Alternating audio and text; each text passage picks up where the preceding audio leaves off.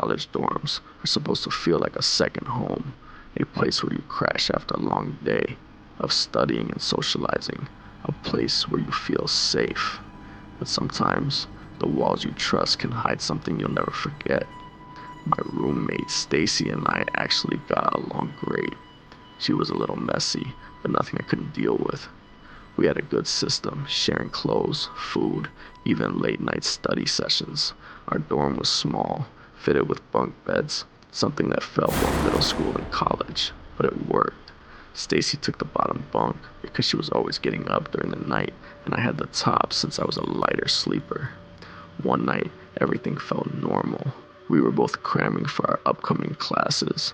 I had a big presentation the next morning and was rehearsing it over and over again, nervously spitting out my talking points. Stacy even offered to listen and ask practice questions to help me out. Afterward, she told me to borrow one of her nicer tops if I needed to look more formal. Everything was normal, casual, comfortable. After studying together for a while, Stacy said she was heading to sleep. She climbed into her lower bunk while I stayed up a little longer, still studying by the glow of my laptop. I worked for maybe another hour. When I finally closed my laptop and put it at the foot of my bed, the room was dead silent except for Stacy's familiar snoring below me. I drifted off to sleep, feeling oddly comforted by the quiet rhythm of it. But sometime around 5 a.m., I woke up. That weird semi-conscious kind of waking where you're not even sure what stirred you. I heard Stacy moving around down below, shuffling like she was going through her closet. Half asleep, I groggily mumbled her name, asking if I could still borrow the top for my presentation. She responded with a soft, mm-hmm. I listened as she opened the closet door, rummaging through it. I leaned over the edge of my bed and saw her. She was bent over inside the closet, digging through her clothes. She pulled out a shirt, straightened up, and oddly turned around to wave at me. It was weird, but I chalked it up to her being tired or silly. Then she grabbed something and walked toward the dorm room door. I watched her leave, the door clicking shut behind her. It took a few moments for my sleepy brain to fully register how strange that interaction was. Why was she leaving at 5 a.m.? Maybe she needed the bathroom. She often did wake up in the middle of the night after all. I shrugged it off and grabbed my phone to check the time and any missed messages. 5:03 a.m. But then I heard it. A snore, software deep, right below me. I stiffened. That couldn't be right.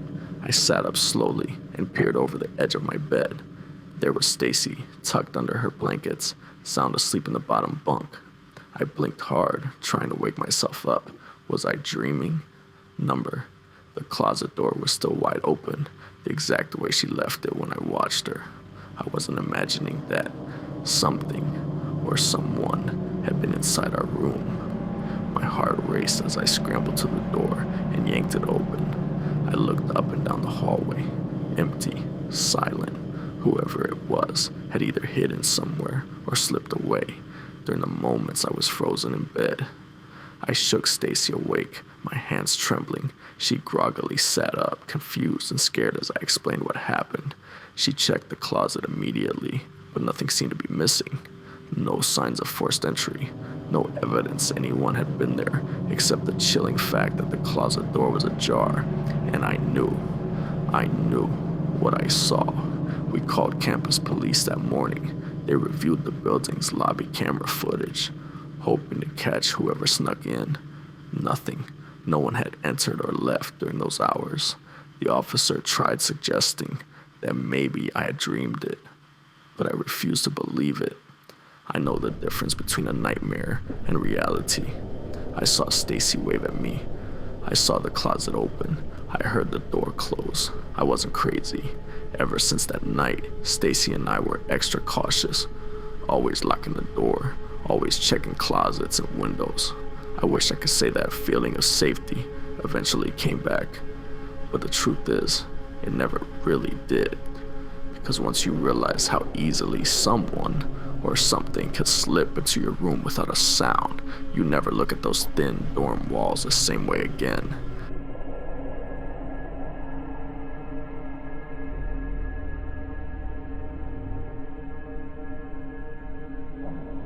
College dorm life comes with a certain expectation of unpredictability.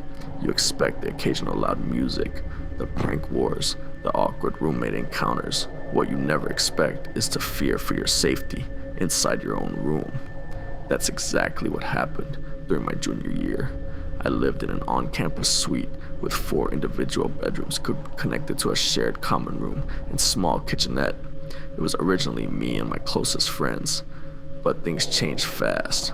Our friend Cody moved out unexpectedly to live off campus, and the school reassigned his room. In came Rodney. At first glance, Rodney seemed like any normal student. Tall, around 6 feet 4 inches, short blonde hair, a scruffy light beard, and near invisible eyebrows. He mostly kept to himself, which was fine by me. I figured he was just shy or adjusting to the new environment. Then came the conversation. I walked into the common room after class and found Rodney sitting there, waiting for me. His first words weren't hi or nice to meet you. Instead, he told me flat out that he suffered from parasomnia, a sleep disorder that could cause him to talk, shout, or even walk around in his sleep. He claimed it was the reason he had been transferred from his previous dorm. I tried to act casual, but hearing that as our first real interaction unsettled me. I barely knew the guy, and now I was supposed to expect him to wander around the suite while unconscious. That night, I texted the group chat we had, including Cody, and asked if Rodney had warned any of them. They all said no, and their responses were filled with laughing emojis and confusion. It only added to my unease. The first few days passed quietly, but the tension built with every creak of the floorboards. One night, it started. A soft knock at my bedroom door woke me up. It was late, really late. I called out, "Who is it?" No response. I waited, frozen in bed, until I finally convinced myself it must have been my imagination or one of my friends messing around. The next day, I asked everyone. None of them had heard anything or admitted to knocking. I started to relax. Maybe I dreamed it. But then came night 2. I had barely drifted off to sleep when the footsteps started. Slow, deliberate pacing just outside my door. Then came the knock. This time, I didn't answer. I texted the group chat at 2 a.m., telling them it was happening again. Nobody replied until morning, brushing it off and saying they heard nothing. The next day, I confronted Rodney. He stood in his doorway, apologetic but eerily calm. He explained he didn't remember anything, but admitted that sometimes his parasomnia included sleepwalking. "I'm completely harmless, man. Don't worry about it," he said. Harmless? Easy for him to say. I was the one waking up terrified in the middle of the night to find him outside my door. A few nights passed without incident, and I let my guard down. Big mistake. I woke up again, but this time the sound wasn't a knock. It was quiet muttering from inside my room. I blinked and scanned the darkness. There, in the far corner of my bedroom, stood Rodney. He was facing the wall, his posture rigid, whispering nonsense to no one. My heart raced as I whispered his name. Slowly, Rodney turned around. His eyes stared straight ahead, not quite focusing on me, but instead gazing right through me. "Open the door, open the door." His voice was barely above a whisper. Then he smiled. It wasn't a friendly smile. It was empty, cold. A grin stretched unnaturally across his face as he slowly backed out of my room. I sat there paralyzed, debating whether to follow or lock my door and pretend it never happened. Then I heard it. Bang, bang, bang. Rodney was furiously slamming his fists against the door of one of my roommates down the hall, screaming at the top of his lungs, "Open the door, open the door." I jumped out of bed and ran into the common area. My 2 friends had also come out of their rooms, all of us wide-eyed and terrified. We grabbed Rodney, shook him, tried everything to snap him out of it. His eyes finally cleared, and he stopped abruptly. His face went blank as he mumbled, "I'm sorry, guys," and walked calmly back into his room, shutting the door behind him. We stood there, stunned, unsure what had just happened. None of us spoke. We didn't know what to say. Minutes later, campus police knocked on our door. Apparently, a neighbor had reported the screaming. We explained everything. The officer spoke to Rodney briefly, then left, telling us to report any more incidents. I didn't sleep at all that night. I double-locked my door and sat awake listening for the slightest noise. The next morning, Rodney was gone. No note, no message. His belongings vanished as if he had never been there. To this day, I don't know if what I witnessed was purely sleepwalking or if something far darker was going on inside Rodney's mind.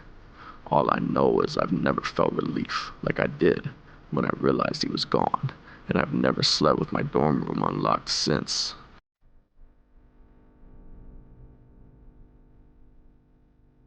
Freshman year at the University of Alabama was supposed to be exciting. I had my class schedule, my dorm assignment, and even my roommate's name in advance. Brandon. We had texted a few times over the summer, but right before moving day, Brandon backed out and transferred schools. I figured the university would assign me a new roommate soon enough. For the first weekend, I was alone in my dorm, meeting people on my floor and unpacking. Then Sunday night, a guy I'd never seen walked into the dorm hall carrying a single backpack, looking lost. He was tall, awkward, and had a strong accent I couldn't place. He stopped when he saw me. "You dorm 5?" I asked, using a fake number for the story. "Yes, I'm your roommate," he said, flashing an uneasy smile. "Call me Bob." Bob, not Robert, just Bob. I let him inside, and things immediately felt off. My side of the room was fully set up.